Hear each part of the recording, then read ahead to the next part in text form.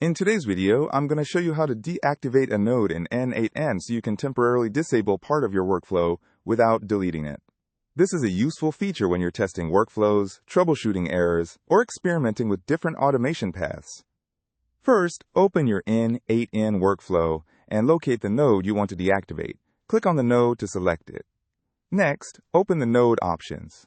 Depending on your version of N8N, you'll find the Deactivate option in the Nodes menu or Context menu.